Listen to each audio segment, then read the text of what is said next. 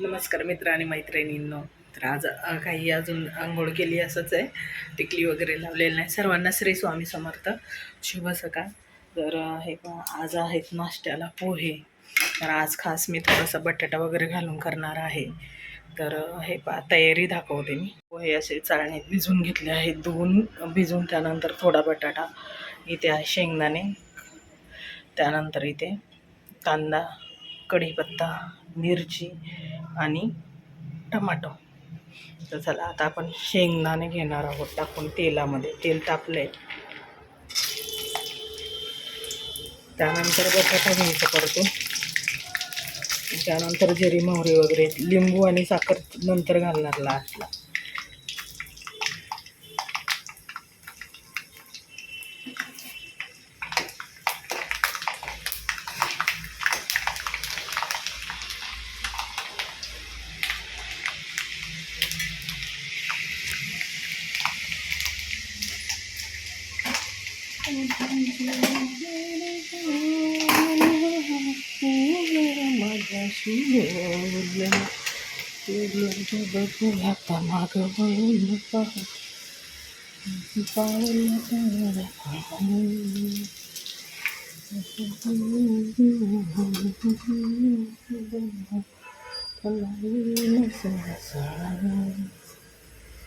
आता माग दूर दूर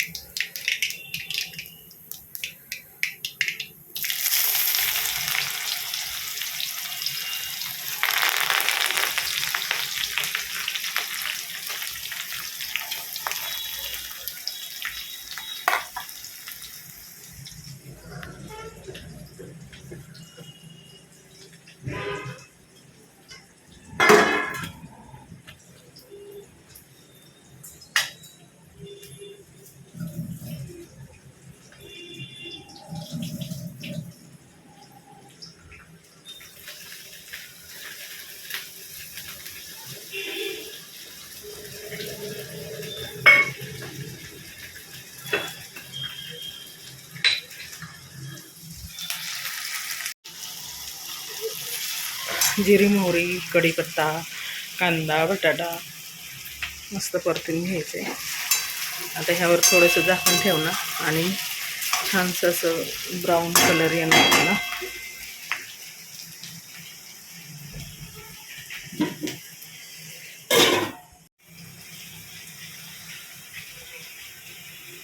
मिरची देखील घालून घेतली.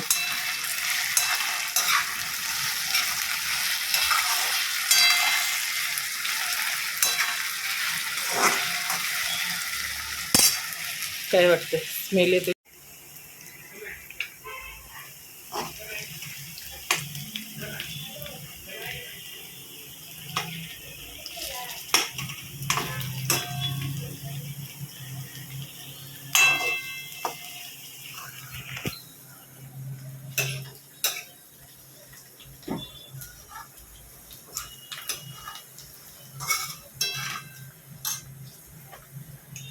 मीठ घालून घेते. आले वाटतं बघ, हळद मीठ घालून घेतलं.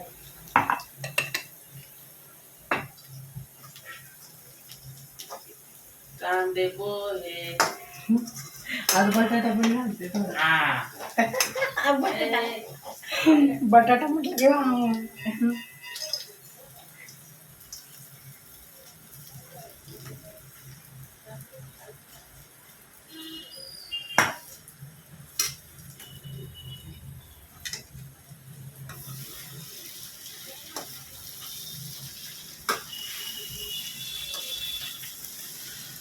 शेवयांचा उपमा आहे त्यात रात्रीचा.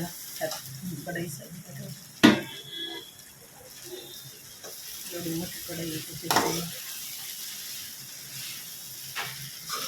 बरं झालं आले वेळेत बघ, गरम गरम पोळी खायला.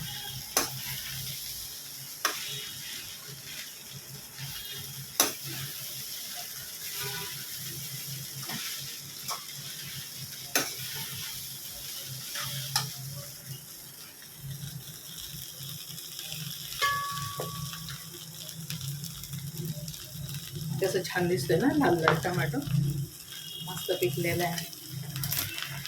आणि आता इथे थोडीशी कोथिंबीर साखर वगैरे घालून घ्यायची, एकदा झाडून थोडंसं झाकण ठेवलं की झाले पोहे मस्त असे.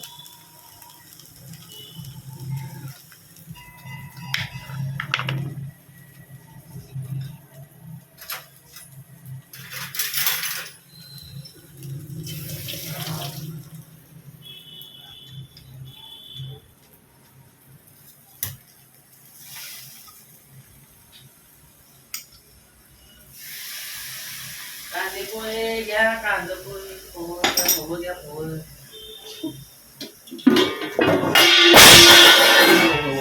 देवा काय रे, काय ते झाकण आणि काय ते कढई एवढी मोठी. काय पाहिजे, पोहे पाहिजे का पोहे पाहिजे? शेंगदाणे भाजले पण आणि टाकले पण त्यात तळून. हो, आता पोहे खा. खा की थोडे.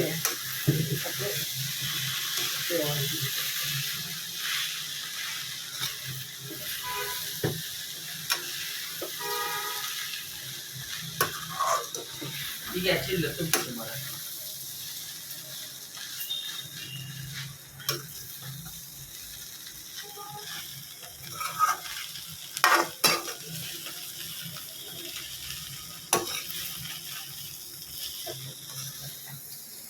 वापस ना. ओके, थोडस झाकून ठेवलं की झाले. आता काही शेव घ्यायचे ना त्याच्यावर तुम्हाला, फरसाण शेव.